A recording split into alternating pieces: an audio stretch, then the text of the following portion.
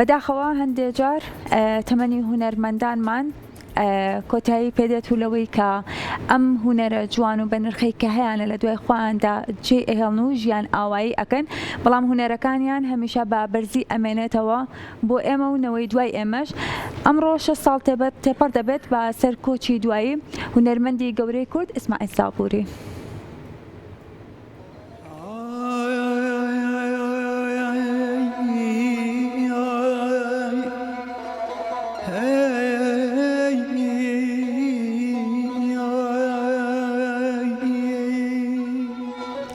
شش ساڵ لەمەوبەر هونەرمەندێکی گەورەی کوردستان خاوەن دەنگێکی خۆش و ئەفسوناوی ماڵئاوایی لێکردین و دوور لە زێدی خۆی و لە پارچەیەکی تری نیشتیمان لە شاری سلێمانی پایتەختی ڕۆشنبیری بە خاک سپێردرا. کەلاپەڕەکانی ژیانی هونەری سابووری هەڵ ئەدەینەوە ئەبینین ئەم هونەرمەندە گەورەی کوردستان خزمەتێکی زۆری بە کاروانی هونەری کوردی کردووە و شوێن پەنجەی لەو بوارەدا دیارە.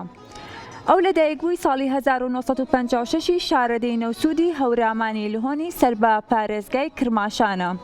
لەو شارۆچکەیە و لە ئامێزی خێزانێکی هونەرپەروەردا بە دنیای هونەر ئاشنا بووە. لەوێوە دەستی پێکردو و دەنگە سەحراویەکەی سنوورەکانی بڕێوە و لە سەرانسەری کوردستانی گەورەدا دەنگی داوەتەوە. سابووری هەندە خولیای هونەر و میوزیک بووە، بە شێوەیەکی ئەکادمی ڕێگەی هونەری دەگرێتە بەر و دەچێتە زانکۆی تاران. لەو زانکۆیە کۆلێژی هونەرە جوانەکان تەواو دەکات و دەنکە بەستۆزەکەی بە زانستی هونەر موتوربە دەکات. نزیکەی نیوسەدا خزمەت بە هونەرەکانی گۆرانی و میوزیکی کوردی دەکات و خاوەن سەرمایەکی گەورەی هونەریە.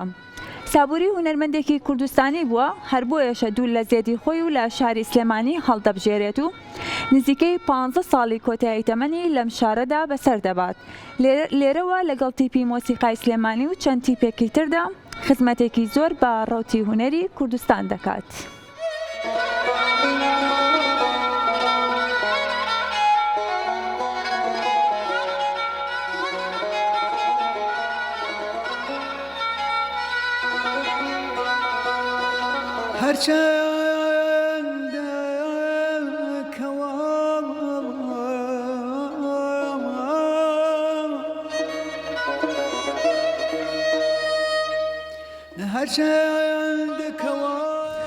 ڕۆحی هونەرمەند ئیسماعیل سابووری شاد بێت. بەڵێ.